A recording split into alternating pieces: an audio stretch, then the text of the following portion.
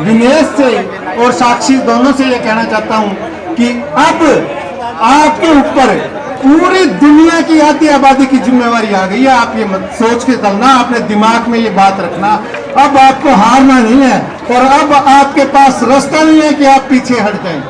20 तारीख को जैसा निर्णय होगा, हम मथुरा की जमीन से बहुत बड़ा आंदोलन करेंगे, चाहे रोड जाम करने का काम हो। इस मोदी सरकार से और इस आरएसएस से उम्मीद नहीं रख सकते।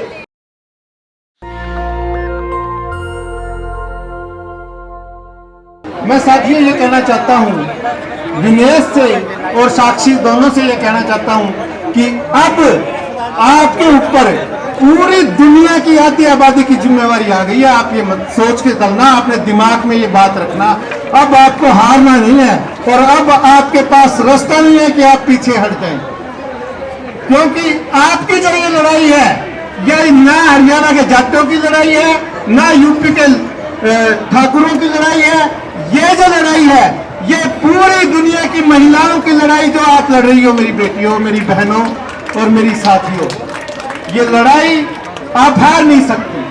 दूसरी बात जो मैं ये कहना चाहता हूँ साथियों, वो ये है कि जो बहन बोल के गई, तो मेरी साथी बोल के गई तेलंगाना से, मैं नाम नहीं जानता, और कुछ नंबरदार जी हमारे हैं, मैडम जगमती सांगवान जी, जिनको बचपन से हम लोग देखते आए हैं, और हरियाणा से आए हुए बामल और करतार सिंह अंकल जी, और सब लोगों को मेरा इस्तकबाल है। असल में बोलने का एक्साइटमेंट, आप लोगों से बात करने का जो एक्साइटमेंट है, वो बहुत ऊंचे दर्जे का है। और आप लोगों की जो लहर है, चाहे यहाँ पे ना हो, लेकिन गांव-गांव, चप्पे चप्पे, खूंजे खूंजे से ये आवाज आएगी और आपकी लड़ाई के साथ खड़े हैं। आप लोग यकीन मानिए कि ये जो लड़ाई आप लोग लड़ रहे हो, मैं भारतीय किसान यूनियन एकता का राज्य कमेटी मेंबर हूँ और हरियाणा में हम लोग अपना काम कर रहे हैं।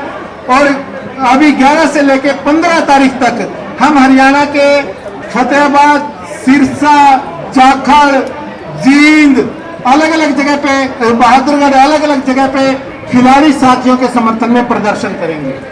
ये जो बात थी। दूसरा पॉइंट आप लोगों को मैं ये कहना चाहता हूँ साथियों, कि हरियाणा से जब आवाज आती है, तो आप लोग ये जो लड़ाई है, ये बेटियां हमारी पूरी दुनिया की लड़ाई लड़ रही है, तो इस लड़ाई को इतना छोटा हम लोग ना कर दे कि हम लोगों को लड़ाई की हरियाणा तक सीमित हो जाए।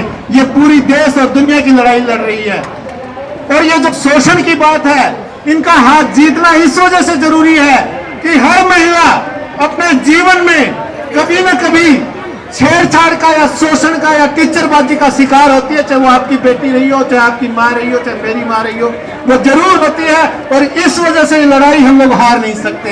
एक बात तो ये साथियों, और दूसरी बात ये कि जो भी आदमी जात को लेके ये कहता है कि ये मेरी जात है, मैं जाट हूँ, मैं गुर्जर हूँ, मैं ब्राह्मण हूँ, आप लोग ये सोच लेना कि वो अपनी जात का दुश्मन है। जो ये कहता है कि मैं ठाकुर हूँ, वो अपनी जात को बेचना चाहता है और वो लुटेरे के अलावा कुछ नहीं है। साथियों, आप लोग जो इस धरने को चला रहे हैं, आप लोगों से रिक्वेस्ट करता हूँ मैं, इस लड़ाई को इतना छोटा मत होने देना, क्योंकि वो ना असली जाट है और ना वो असली गुर्जर है जो हम फेसबुक पे बोल रहे हैं। ये लड़ाई जो है आर पार की लड़ाई है। एक तरफ जो है वो शोषण करने वाले हैं और दूसरी तरफ जो है वो संघर्ष करने वाले हैं। साथियों, आप लोगों की लड़ाई को भारतीय किसान यूनियन एकता उग्रा हरियाणा पूरा समर्थन करता है। आपके समर्थन में हमारे प्रधान जी का मैसेज लेके मैं आप लोगों के बीच में आया हूं। तो इसी के साथ कम शब्दों में आप लोगों को मैं एक बार फिर आप लोगों को पूरे हरियाणा से अपील करना चाहता हूं कि आप आए साथी, और सारे के सारे पुरजोर पूरे देश में जो आवाज उठ रही है, इस लड़ाई को घर घर तक पहुंचाना है। हम दाद देना चाहते हैं इन पहलवानों को जिन्होंने अन्याय के खिलाफ मोर्चा खोला। अन्याय को बहुत सारे लोग सहते रहे। हमारे भारतवर्ष के लोग कहते हैं कि महिला आगे क्यों नहीं आती। महिला इसीलिए नहीं आती कि जो महिला उनके सामने समर्पण नहीं करती आतंकियों के खिलाफ सामने, उन महिलाओं को गेम से बाहर कर दिया जाता है। यही कारण है हमारे देश का। ये आदमी देश के खिलाफ ये धरना चल रहा है, वो दादा में जेल जा चुका है। दादा उस आदमी पर रखता है जो आदमी देशद्रोही होता है। भारतवर्ष में चुनाव कैसे लड़ता है, ये बड़े शर्म की बात है। और अब तक कानून व्यवस्था पर प्रश्न उठता है कि जिस आदमी के खिलाफ पोक्सो की एफआईआर है वो आदमी अब तक बाहर है, ये बड़े शर्म की बात है। एक मैं बात देना चाहूंगा अपने न्यायालय के चीफ जस्टिस को कि जिनके कहने पर यह एफआईआर हुई, मैं सलाम करता हूं जज को, डीवाई चंद्रचूड़ जी को, कि जिनके आदेश पर यह एफआईआर हुई। अगर ऐसे जज भारत में होते तो यह क्राइम तो बढ़ रहा है, यह क्राइम बढ़ता ही नहीं। इस क्राइम को बढ़ाने वाले न्याय प्रणाली में बैठे लोग, जिनको के गवर्नर बनना है कहीं जाके या किसी को राज्यसभा का सदस्य बनना है, वो ऐसे जजों की वजह से ये क्राइम बढ़ रहा है। तो कहना चाहते हैं कि हम अपनी खाप पंचायतों के निर्णय की ओर देख रहे हैं। 20 तारीख को जैसा निर्णय होगा, हम मथुरा की जमीन से बहुत बड़ा आंदोलन करेंगे, चाहे रोड जाम करने का काम हो या ट्रक जाम करने का काम हो। देश में लोकतंत्र नाम की कोई चीज नहीं है आज के अंदर। जो 140 करोड़ में से एक दो आदमी है हमारे देश के हीरे हैं, अगर जो उनकी सुनवाई नहीं है तो हम इस मोदी सरकार से और इस मोदी सरकार से और इस आरएसएस से उम्मीद नहीं रख सकते। जो ये हमारे 1-2% है ना क्रीम, वो यहाँ तक पहुंची नहीं, उसमें पूरे देश व समाज का आशीर्वाद साथ है।